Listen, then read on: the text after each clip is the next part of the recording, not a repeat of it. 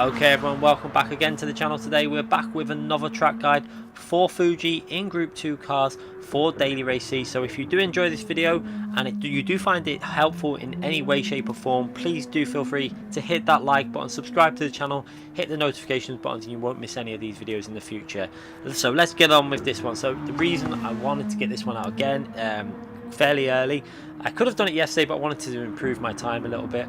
But yeah, this track, the Dirty Air, very tricky track and car to follow other cars very closely. So qualifying is going to be pretty vital on this combination. I have managed to get myself, I think when I did the lap I was P5 in the top 10 stars.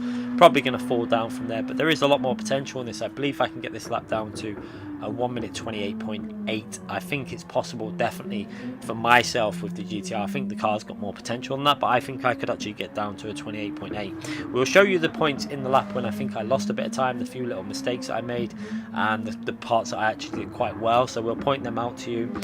We'll point out some lines, some little tricks to try and gain you some time in your time trial lap, as there is a few things that will help you out. For this lap, I was using -1 on the brake bias, so yeah, I find minus is quite good. -1, 0 or -2 is pretty strong with the Group 2 Nissan 16 model car. So that is what I use for it. Let's get this track guide underway and try and get you as far up that grid for the qualifying of daily race C as possible. So starting your lap, obviously try and get a good exit from that final corner, working your way down the main straight into your first major braking zone, which is a very important one. It's basically the whole first sector is done by this first braking zone, so you want to brake as late as possible but get good rotation on the car. So we're going to brake just past the 150 board. You can see there, just as we go past the 150 board, the braking inputs are going in hard on the brakes now and down through the gears, and we're actually going to go down to first gear. See, I actually catch up on the ghost a bit there, down to first gear, and as I clip the apex of the corner on the curb there, we're going to get on the throttle and upshift the second gear. Just watch that, straight up to second gear. So we've got a bit of rotation by going down into first gear, and then that second gear is just going to dull the power a bit, and now we can put the throttle down and feel the traction building up, and then come out the corner nice and early. Good exit there. You can see the ghost behind me actually did that really well. From this first sector I was actually on a good enough lap to do a 1 minute 28, but we didn't quite hit it. Then just past the 100 board, you can see there between the 100 and the 50, we're going to just gently hit the brakes down into fourth gear, and you want to get your left hand tire to almost hit that bollard on the left hand side. So important to get as close as that as possible and get on the throttle as early as possible through it. You're going to have to be brave and extend the car out full width for the track here, and then straighten it up and just make sure you don't get a penalty there, but you've got to run the risk of doing it to get the most out of this lap.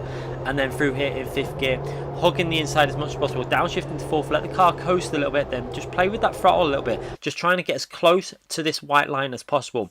You want to be almost skimming the dirt on the right hand side to keep the car to the inside, and then maximum throttle all the way through the corner before getting the car back over to the right hand side. Very important to get it over to that right hand side as you're putting the brakes on. You're going to see now we're onto the brakes nice and early, down to second gear, and you're going to try and get as close to this apex as possible. I could have done this a little bit better, a little bit wide into apex, but one thing you want to do is make sure you don't go too far wide out on that corner. If you run 3 to 5 foot out wide of the apex, you're going to lose so much time on that corner. Managing to get on the throttle nice and early upshift to third gear there, you saw. Now we're going into the next tricky braking zone, which again is very important as we go through the second sector split, braking just pretty much on the board above our heads there. Down, you can see now we're going to go down into second gear very aggressively, and then as we go into the apex, we're going to go into first gear now and try and get that rotation. You see how P1 really gets the rotation on his car with that first gear downshift. I think he must have gone down to first gear, but as long as you get your right hand tire on that green bit of Astro, you should be okay for a little square at the throttle and lining the car up on the curb, trying to be patient on that throttle. You see how very patient I am, not putting 100% throttle in initially because we're going to make the car go so unsettled. Then into the next braking zone, just a dab of the brakes here now, you see, just to get the rotation through this corner. Downshift to second gear. We're not going to put maximum braking in through here. Running a little bit wide at this point. I could have took a tighter line through there. Lost about a tenth, I think, on that corner there by not really getting on the throttle. You can see how P1 pulls away from us through this section. And then as we come to this point here, just as the curb ends on the left hand side, we're going to get onto the brakes again. Not 100% braking, 50% braking, down into second gear, briefly first gear, then back up to second gear for this corner, getting your left hand tyre onto the green part of Astro there on the left, and then on the throttle as smoothly as possible. This is a tricky section. You've got to be gradual on the throttle. You see there, 50, 60, and then 100% as we feel the grip build up early, upshift into third gear. And then again, I like to brake early for it. It's very tricky because you don't actually have a brake reference, but you want to brake early as you want to be earlier than late on the brakes, because early you are will mean you get a smoother line through to this apex, and you can try and get your right hand tyre to skim that apex there. That's, you see how the P1 goes, skimming it perfectly, and that's what we want to do, just skim that apex with your right hand tyre early on the throttle. Again, trying to keep that throttle down.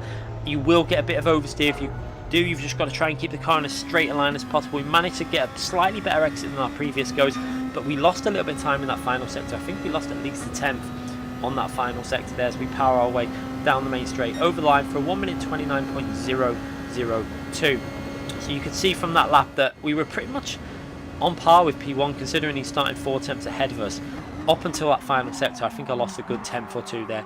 But let's have a little look at that lap from the chase camera in full speed without pausing it. As you see, going through turn 1, very important to get that good exit. Did that turn 1 pretty much spot on. Then using the full width of the track here, you'll notice how we use the curb to get the car rotated into that corner. Again, like I say in all these videos, using the full width of the track to give yourself as much angle through these corners as possible. And again, skimming that white line almost perfectly there. Again, swinging it to the right hand side before getting it to the left point of the apex, and then on the throttle again nice and early, and then you're powering your way into this very, very tricky section. This is the section where I think I didn't really hook it up.